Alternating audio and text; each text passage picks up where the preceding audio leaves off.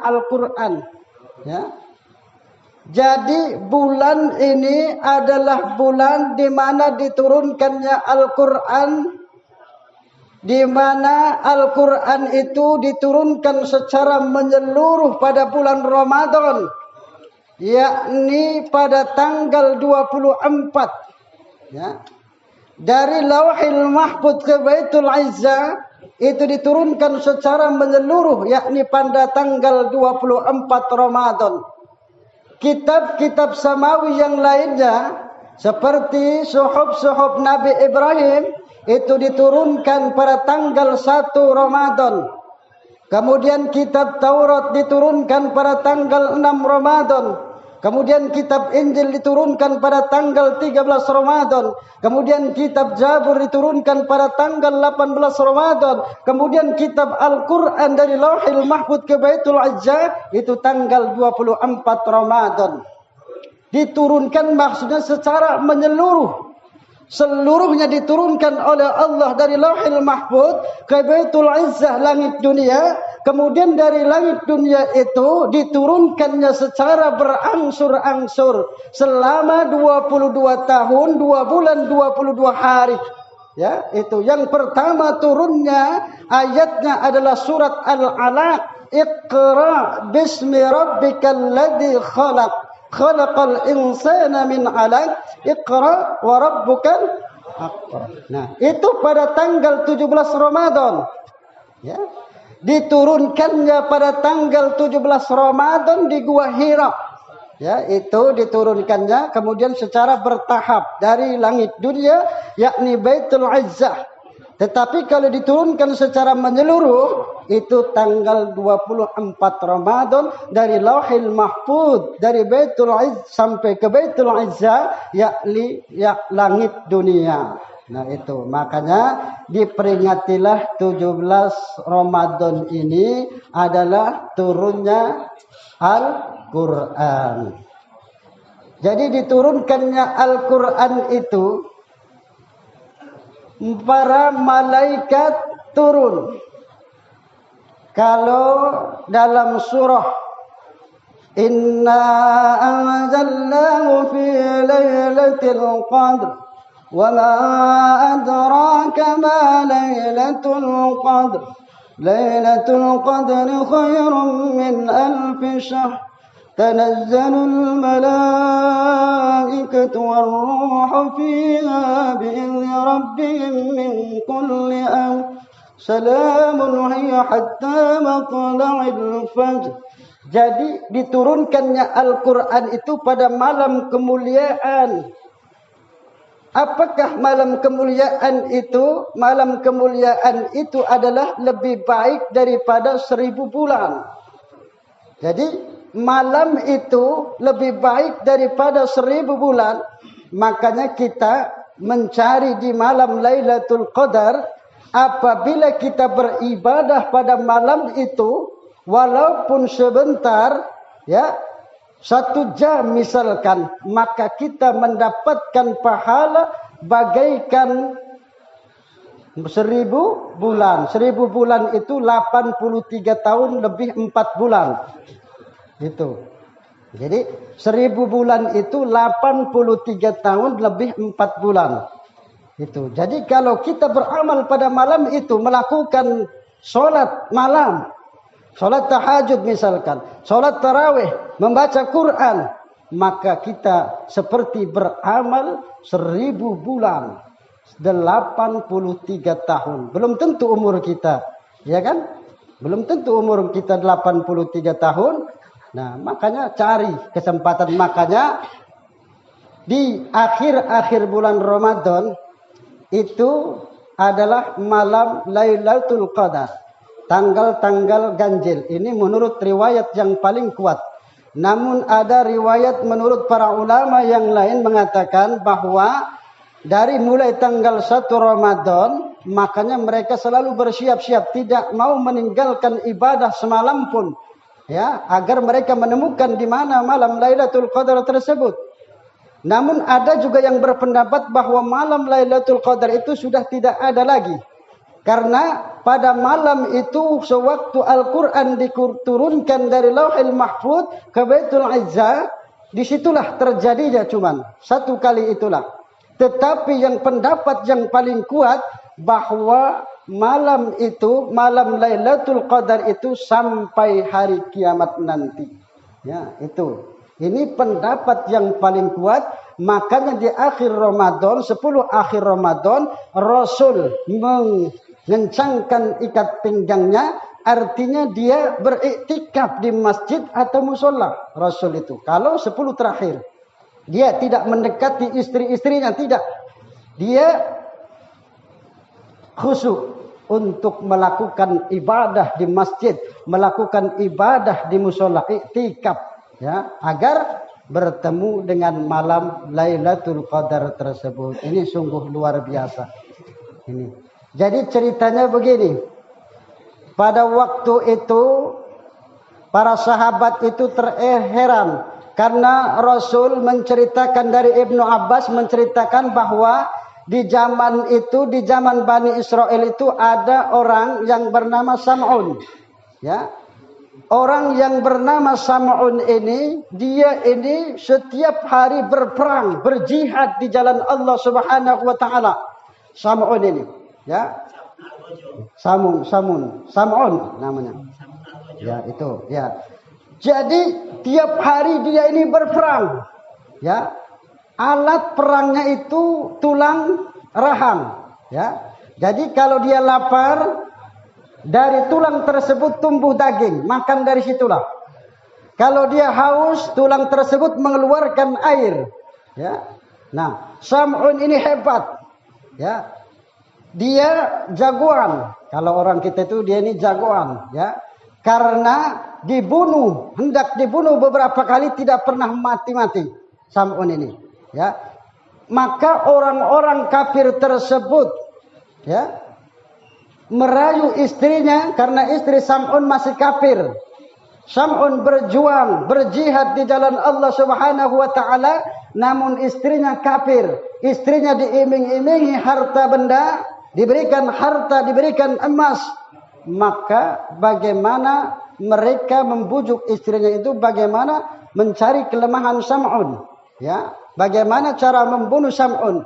Maka istrinya ini malam-malam mengikat Sam'un dengan tali. Tangannya diikat, kemudian kakinya diikat, namun Sam'un dapat melepaskan dirinya. Ya, jadi dibuka lepasan ikatannya tersebut, terbongkar sendiri. Kemudian keesokan harinya penasaran istrinya, diikatlah dengan rantai kaki dan tangannya, namun Sam'un masih tetap bisa melepaskan ikatan rantainya, putus. Ya, ini. Jadi keesokan harinya Sam'un berkata, tidak ada yang bisa menundukkanku terkecuali dengan rambutku ini. Ya. Jadi dengan rambutku ini, kata Sam'un. Maka karena orang-orang zaman dahulu rambutnya panjang-panjang, maka dipotonglah rambut Sam'un oleh istrinya, lalu dibuat buntelan dan diikatkan di tangan dan kakinya. Maka Sam'un tidak bisa melepaskan dirinya dari ikatan tersebut. Maka dibawalah Sam'un tadi kepada orang-orang kafir, ya, kepada orang-orang kafir. Kemudian Sam'un dipotong lidahnya, dipotong bibirnya, dipotong hidungnya oleh orang-orang kafir, tangannya dipotong, kakinya dipotong oleh orang-orang kafir tersebut. Namun Sam'un belum mati. Maka ketika itu ada suara, apakah yang engkau pinta? Maka Sam'un bermohon, tolong kembalikan kekuatanku untuk membinasakan mereka. Ya, akhirnya Allah mengembalikan kekuatan Sam'un, kemudian ditariklah tiang yang berada di situ, maka hancurlah rumah tersebut yang berada orang-orang kafir tersebut, maka matilah semuanya termasuk istrinya. Kekuatan Sam'un kemudian dikembalikan oleh Allah Subhanahu wa taala, tangannya dikembalikan oleh Allah, kakinya dikembalikan oleh Allah Subhanahu wa taala. Kalau cerita kita itu film Samson. Ya, itu Samson. Sama dengan Samson ceritanya. Ya, kalau film gitu, film Samson. Kalau ini Sam'un. Ya. Ya, kalau ceritanya sama seperti film Samson, itu ceritanya. Samson, ya, Samson itu sama dengan Samson ceritanya seperti itulah. Ya, Samson Betawi atau Samson Palembang apa ya? Itu seperti Samson seperti itulah. Nah, Sam'un ini dia berjuang di jalan Allah Subhanahu wa taala selama 1000 bulan. Makanya para sahabat kagum dan mereka bertanya kepada Nabi, apakah kami ini bisa seperti Sam'un?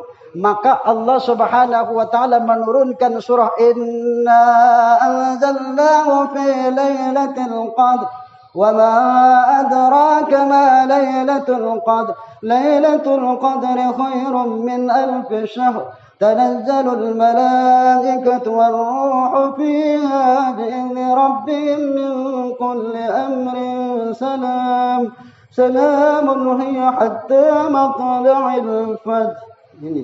Jadi kita umat Islam walaupun pendek umurnya tapi kita dalam ibadah bisa menyamai umat-umat terdahulu. Ya, itu. Apalagi kita dengan bacaan Al-Quran, ya, di mana Al-Quran itu sebagai kitab suci kita. Karena kita orang Islam itu mempunyai kitab, orang Yahudi mempunyai kitab, yakni kitabnya Taurat. Orang Nasrani mempunyai kitab, yakni Injil. Orang Hindu mempunyai kitab Weda. Orang Buddha mempunyai kitab Tripitaka. Orang Zoroaster, Jen Avesta itu kitabnya. Ya, penyembah api itu mempunyai kitab namanya Jen Avesta.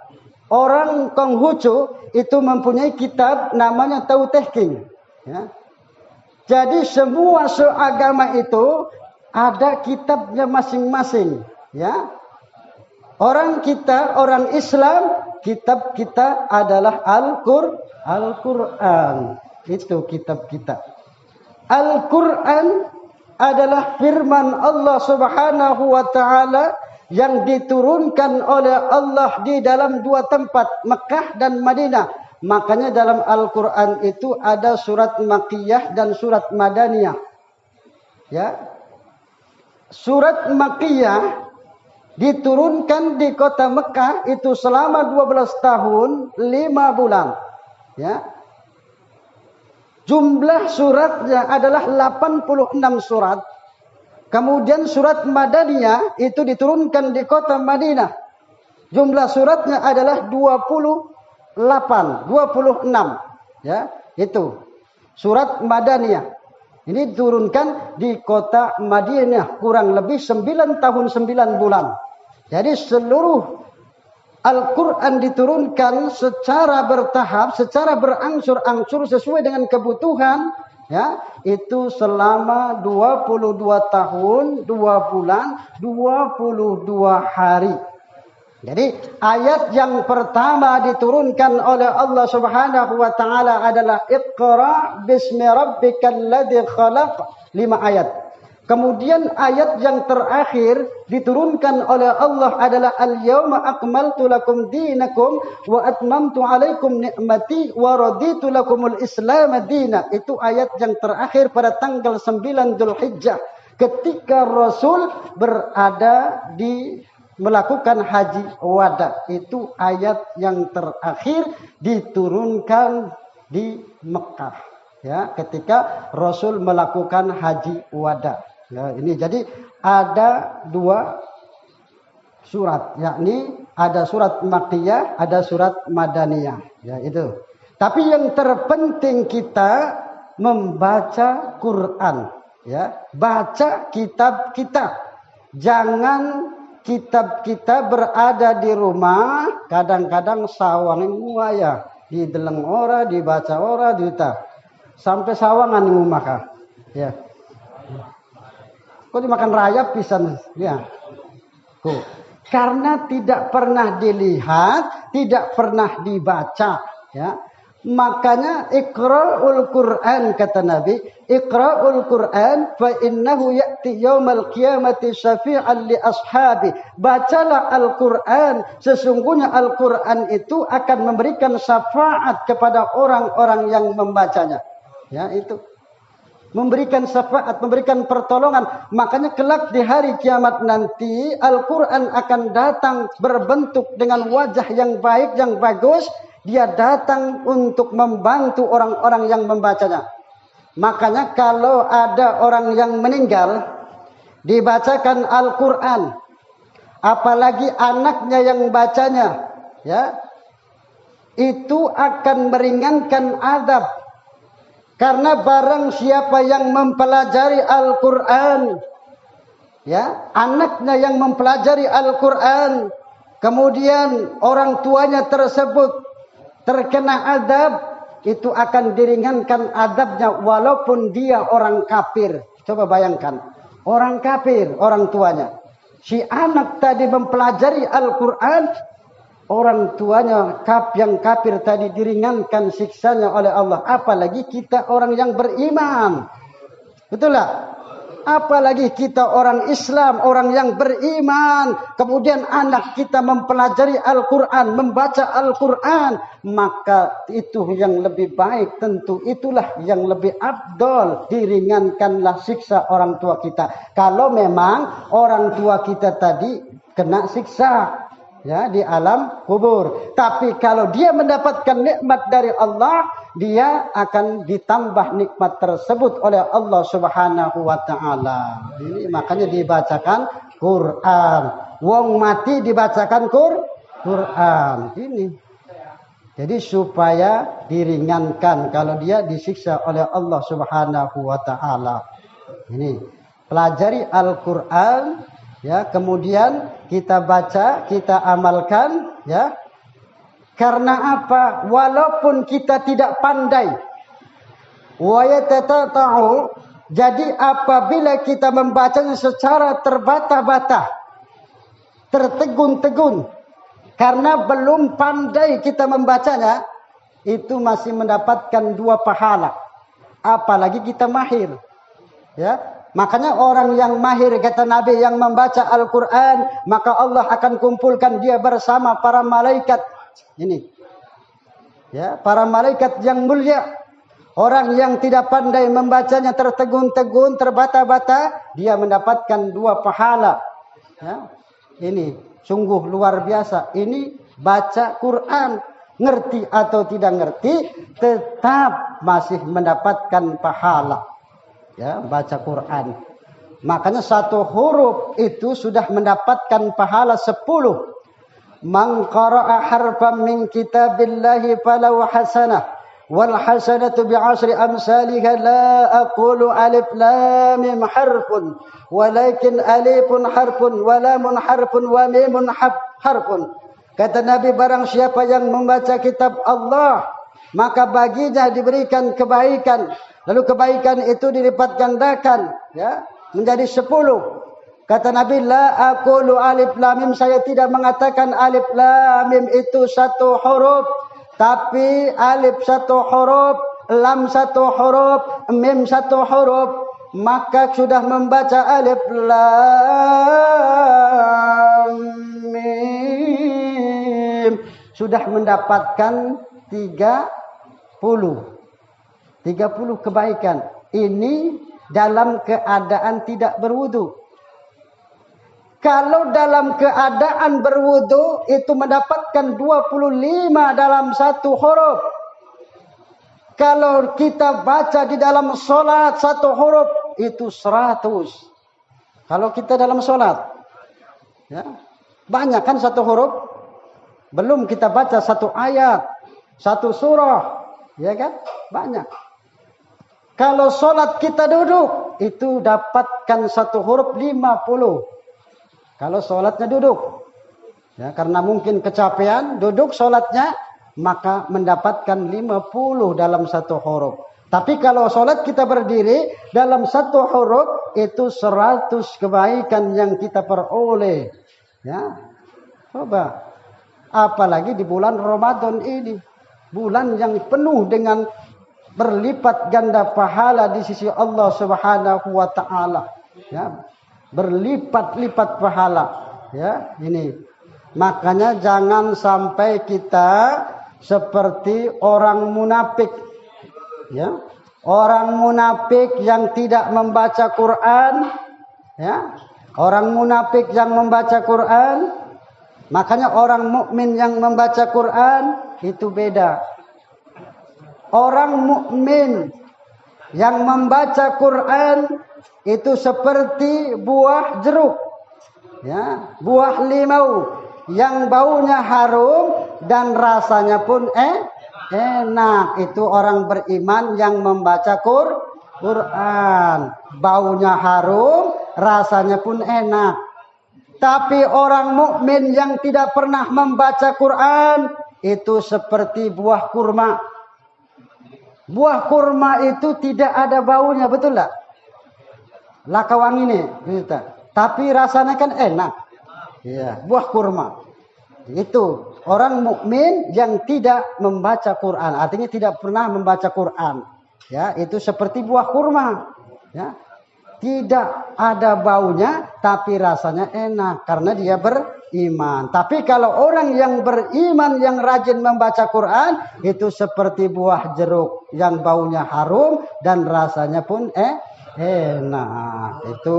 Jadi mari kita terus pelajari Quran, tadabburi Quran, ya, karena Al-Quran inilah kitab suci kita. Ya, tidak ada yang lebih tinggi lagi dari kitab-kitab yang lain selain Al-Quran. Tidak ada perbedaan. Makanya kita harus marah kalau ada umat yang lain yang mencela kitab kita. Seperti pendeta Ibrahim itu kan. Ya, yang menyuruh menghapus 300 ayat, ya kan? Marah kita harus, ya. Harus komen. Ya. Dia ngapa ngacak-ngacak Quran kita, ngurusi agama kita. Kita tidak pernah kan? Umat Islam tidak pernah menjelek-jelekan kitab mereka. Umat Islam tidak pernah menjelek-jelekan kitab mereka, betul tak? Tapi mengapa mereka menjelek-jelekan kitab kita? Ini. Makanya kita harus marah, ya.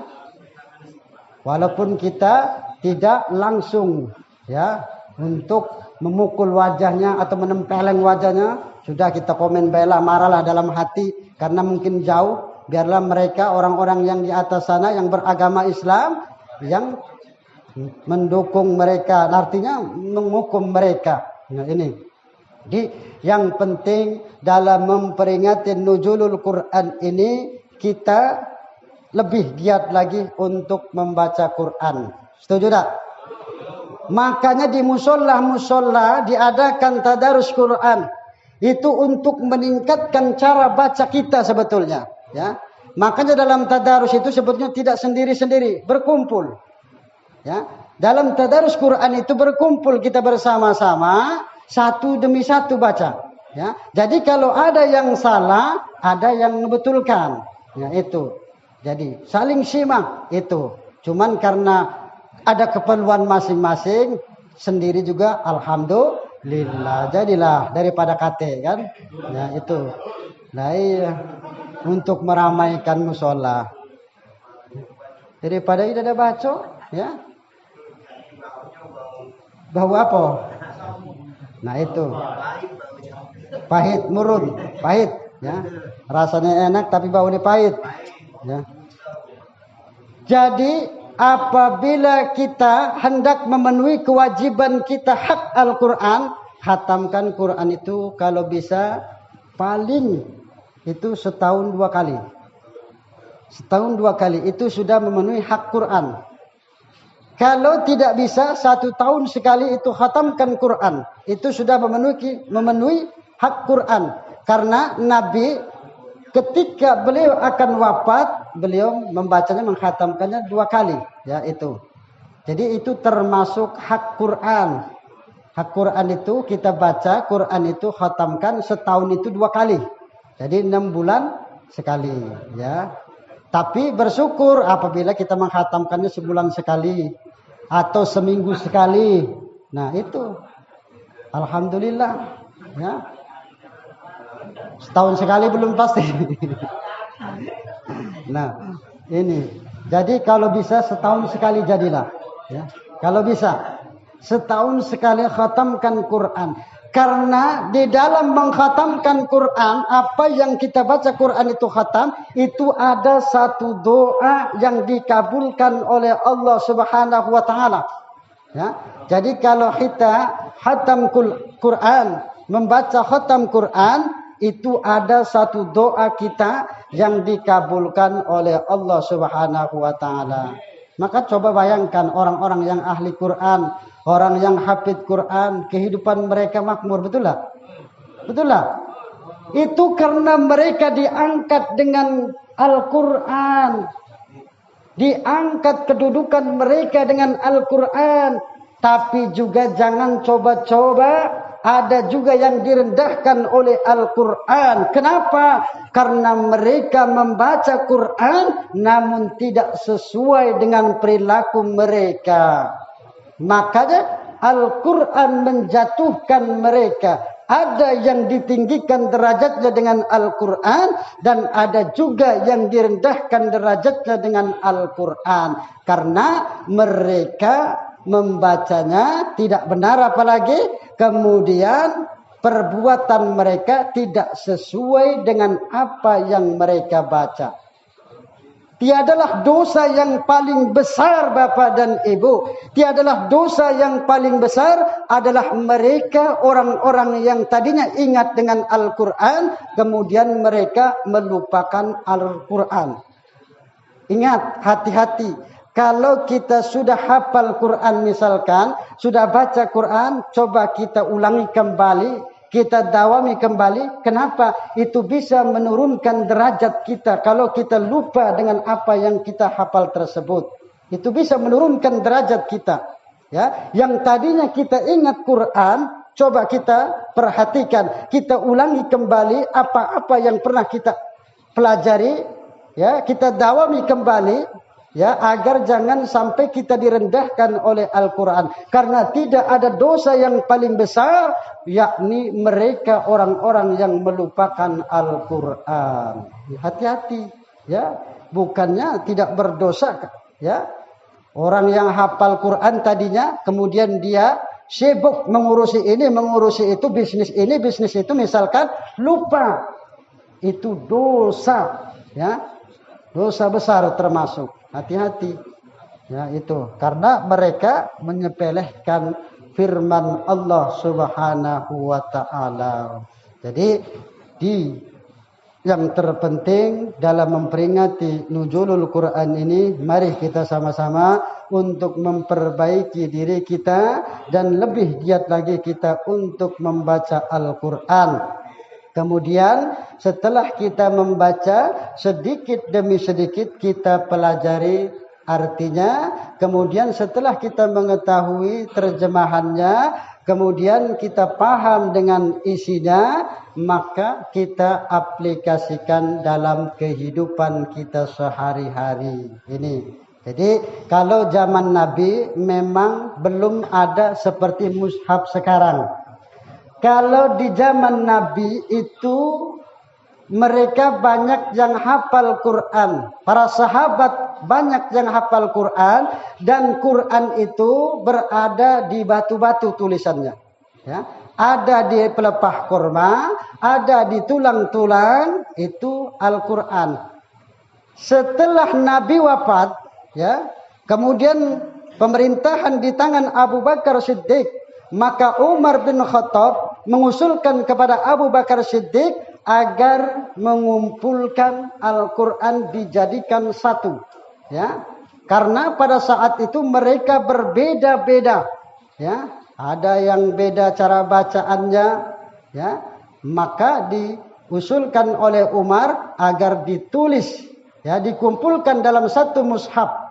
Sampai ketika dalam pemerintahan Utsman bin Affan, maka sudah terbentuklah, di mana penulisnya adalah Zaid bin Sabit, ya, penulis Quran itu adalah Zaid bin Sabit, maka terbentuklah seperti sekarang mushaf Utsmani. Namanya ini Mushaf Utsmani, ya. Ini. Jadi untuk mempersatukan umat Islam di seluruh dunia agar mereka ini tidak beda-beda cara membacanya. Karena ada yang beda dikit sedikit, makanya ada 7 imam. Ya, ada 7 imam. Ya, dalam jenis bacaan dalam qiraah. Itu ada imam waras, ada imam qulun, ada imam apa? Kita ini mengikuti imam bukan. Kalau ilmu fikih kita mengikuti Imam Syafi'i. Tapi kalau dalam bacaan Quran kita mengikuti Imam Hafaz. Ya. Imam Hafaz. Kalau dalam bacaan Quran, ya. Kalau dalam ilmu tauhid kita mengikuti Imam Abul Hasan Asy'ari. Kalau dalam ilmu tauhid. Kalau dalam ilmu fikih kita mengikuti Imam Syafi'i. Kalau dalam bacaan Quran kita mengikuti bacaan Imam Hafaz. Ya, itu. Kalau dalam bacaan Quran. Jadi ada tokoh-tokoh masing-masing, ya. Di mana ilmu tauhid Abul Hasan Asy'ari, ya, seperti dia yang menyusun wujud qidam baqa, ya, mukhalafatul lil hawadits qiyamu bi nafsi, itu adalah Imam Abul Hasan Asy'ari.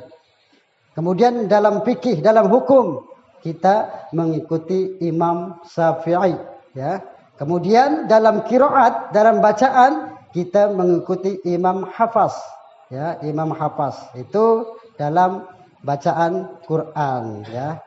Karena apa? Karena memang ada sedikit perbedaan-perbedaan. Semuanya benar datangnya dari Nabi Sallallahu Alaihi Wasallam.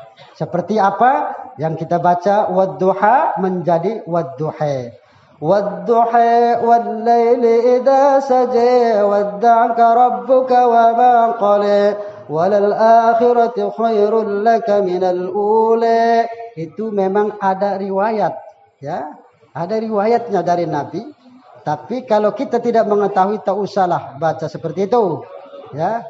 Tak usah, yang biasa-biasa saja, ya. Kalau kita memang tidak tahu asal usul bacaan tersebut, ya, kita baca yang terbiasa saja, yang biasa-biasa saja, ya, yang sudah tidak asing lagi. Itu memang ada perbedaan-perbedaan dari semuanya memang dari Nabi Sallallahu Alaihi Wasallam. Maka kita giatkan untuk membaca Quran, pelajari Al-Quran, kemudian kita amalkan dalam kehidupan kita sehari-hari. Dan insya Allah kita hidup diangkat derajatnya oleh Allah Subhanahu Wa Taala. Dan yang terpenting adalah saudara kita Ibnu